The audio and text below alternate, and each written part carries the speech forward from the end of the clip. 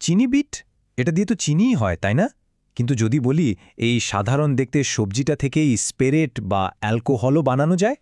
হ্যাঁ, ঠিকই শুনছেন। আজকের এই যাত্রায় আমরা দেখব ঠিক কিভাবে একটা সাধারণ বিট এক জটিল আর অবাক করা প্রক্রিয়ার মধ্যে দিয়ে গিয়ে একটা দারুণ স্পিরিটে পরিণত হয়। তো প্রশ্নটা হলো, এই যে একটা সাধারণ সবজি, এটাকে কিভাবে এমন একটা স্পিরিটে বদলে ফেলা সম্ভব? চলুন এই অসাধারণ রূপান্তরের গল্পটা শুরু থেকে শেষ পর্যন্ত দেখা যাক। তাহলে চলুন শুরু করা যাক একেবারে গোড়া থেকে। আমাদের এই বীজ থেকে স্পিরিট যাত্রার প্রথম ধাপটাই হল নিখুঁত বীজটা চাষ করা। কারণ পুরো ব্যাপারটা কিন্তু কোনো কারখানায় শুরু হয় না, এর শুরুটা হয় একদম মাটিতে। আর এর পেছনে যে বিজ্ঞানটা কাজ করে তা জানলে অবাক হতে হয়। দেখুন, স্পিরিট বানানোর জন্য কিন্তু যেমন তেমন বিট হলেই চলবে না। এর জন্য চাই একেবারে নিখুঁত একটা বিট। মানে এর কিছু নির্দিষ্ট বৈশিষ্ট্য থাকতে হবে। যেমন ধরুন, এর আকৃতিটা হতে হবে নাশপাতির মতো, ভেতরের মাংসল অংশটা হবে সাদা আর বেশ শক্ত, ওজনটাও 1.5 থেকে 2.5 পাউন্ডের মধ্যে থাকা চাই। তবে সবথেকে জরুরি যে বিষয়টা, সেটা হলো এর রসের ঘনত্ব। সোজা কথায়, রস যত ঘন হবে চিনিও তত বেশি পাওয়া যাবে আর স্পিরিটটাও তত ভালো হবে। আচ্ছা, নিখুঁত বিট তো হলো, কিন্তু সেটা আসবে কোথা থেকে? নিখুঁত মাটি থেকে, তাই না?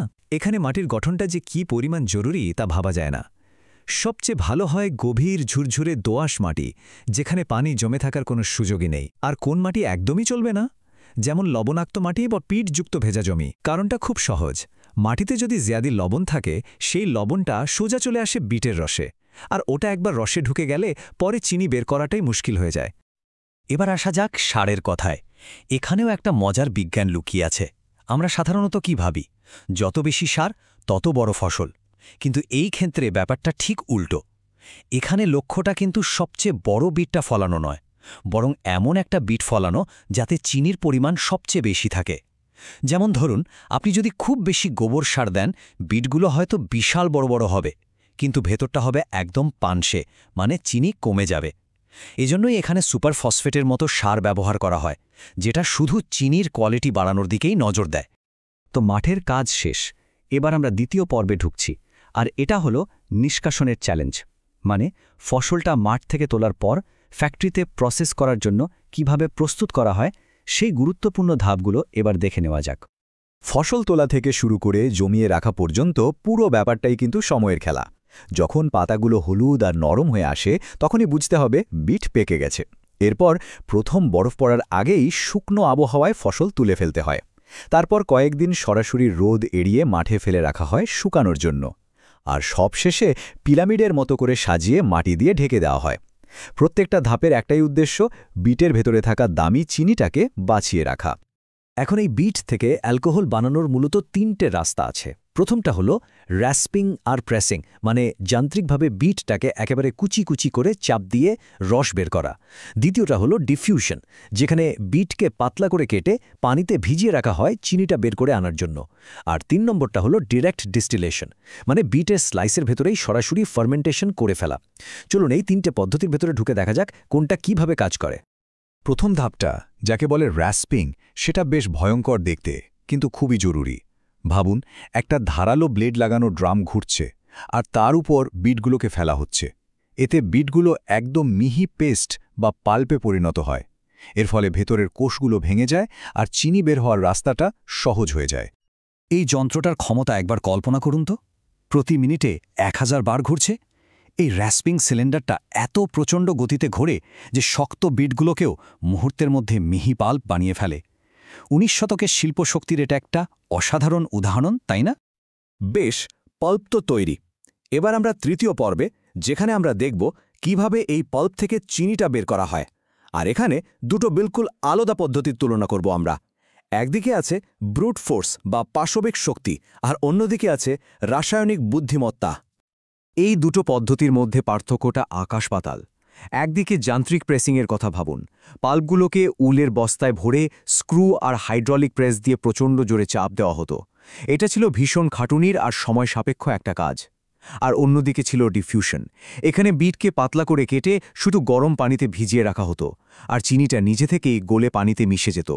বোঝাই যাচ্ছে এই দ্বিতীয় পদ্ধতিটা অনেক বেশি কার্যকর ছিল এবং খুব তাড়াতাড়ি জনপ্রিয় হয়ে ওঠে। এই ডিফিউশন ব্যাটারি প্রক্রিয়াটা কিন্তু দারুণ বুদ্ধিদীপ্ত। ভাবুন, আপনি খুব কড়া করে চা বানাচ্ছেন। প্রথমে গরম পানি গেল প্রথম পাত্রে তাজা বিটের স্লাইসের ওপর দিয়ে। সেই পানিটা এখন একটু মিষ্টি হয়ে গেছে। এরপর ওই মিষ্টি পানিটাই গেল দ্বিতীয় পাত্রে, যেখানে আরও নতুন বিটের স্লাইস আছে। ফলে পানিটা আরও ঘন, আরও মিষ্টি হলো। এইভাবে বেশ কয়েকটা পাত্র ঘোরার পর শেষে গিয়ে একদম ঘন চিনির রসটা আলাদা করে নেওয়া হতো। আর এখন আমরা চলে এসেছি পুরো প্রক্রিয়ার একেবারে ক্লাইম্যাক্সে, শেষ পর্বে, রস থেকে স্পিরিট। এখানেই আসল রাসায়নিক জাদুটা হয়, যেখানে ইস্ট খুব যত্ন করে বের করা এই চিনিকে অ্যালকোহলে বদলে দেয়। ফার্মেন্টেশন বা গাজন, এই প্রক্রিয়াটাতেই ইস্ট চিনিকে অ্যালকোহলে পরিণত করে। এর জন্য কি কি লাগে? অবভিয়াসলি বিটের মিষ্টি রস, ব্রুয়ার্স ইস্ট, আর একটু অবাক করার মতো জিনিস, সামান্য সালফিউরিক অ্যাসিড। এই অ্যাসিডটা ক্ষারীয় লবণগুলোকে নিষ্ক্রিয় করে দেয়, যাতে কোনো অবাঞ্ছিত রাসায়নিক বিক্রিয়া না ঘটে। ফার্মেন্টেশন সফল হওয়ার জন্য কিন্তু একদম নিখুঁত একটা পরিবেশ দরকার। যেমন রসের তাপমাত্রা হতে হবে প্রায় 28 ডিগ্রি সেলসিয়াস, আর চারপাশের তাপমাত্রা থাকতে হবে 20 থেকে 25 ডিগ্রির মধ্যে। পুরো প্রক্রিয়াটা চলে প্রায় 4 থেকে 5 ঘন্টা।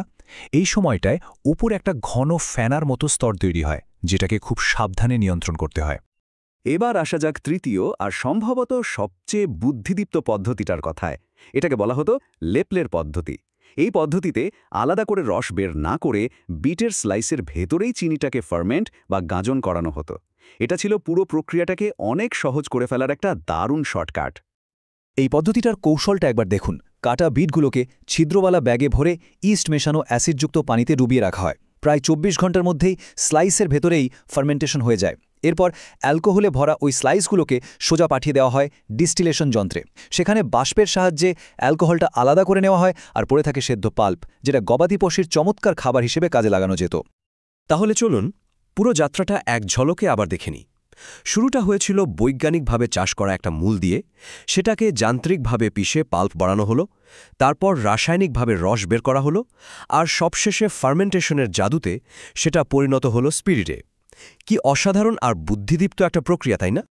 আর সবচেয়ে অবাক করা ব্যাপার হলো, এই পুরো জটিল প্রক্রিয়াটার কথা 100 বছরেরও বেশি পুরনো একটা বইতে বিস্তারিতভাবে লেখা ছিল।